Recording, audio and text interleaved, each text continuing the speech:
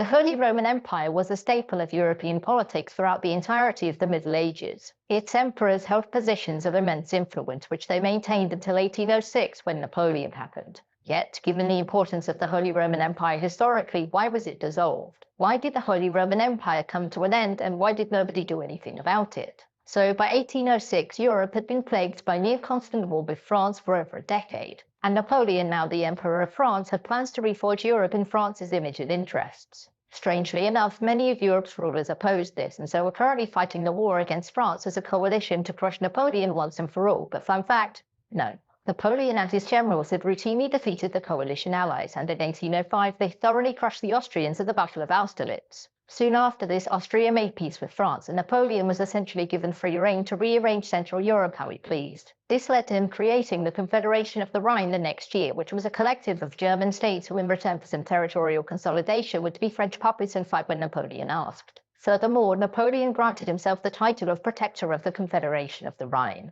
And to many, this second power structure within the Holy Roman Empire was essentially its practical end, since their allegiance was now to Paris and not Vienna. The current Holy Roman Emperor Francis II believed that Napoleon was coming for his title. As such, Francis did the only thing that he could. He announced his abdication, and as his last act, he dissolved the Holy Roman Empire. Whilst he absolutely had the right to do the abdicating bit, it was less clear whether or not he had the authority to abolish the empire as a whole. Despite the fact it was a grey area, and the empire did. So why did everyone just go along with it? The reason why other German states or rulers were fine with it was that the title of Holy Roman Emperor was by this point ceremonial. The Holy Roman Emperor couldn't levy armies, prevent his subjects from making foreign alliances, or even stop a certain naughtier subject from warring against the emperor himself if they wanted to.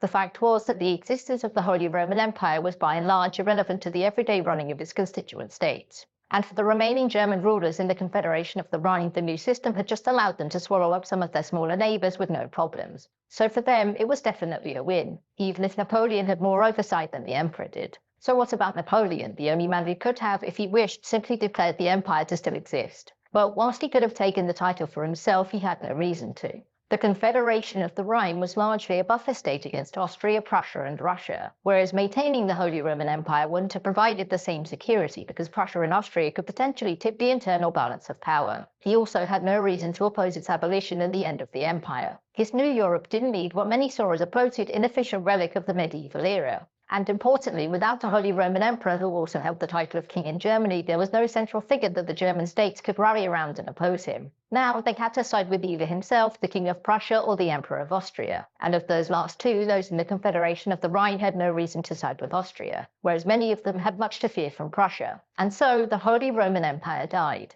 Not with any fanfare or conflict, but simply because nobody cared enough to save it. The last emperor declared his title abolished, and ultimately, nobody else wanted it.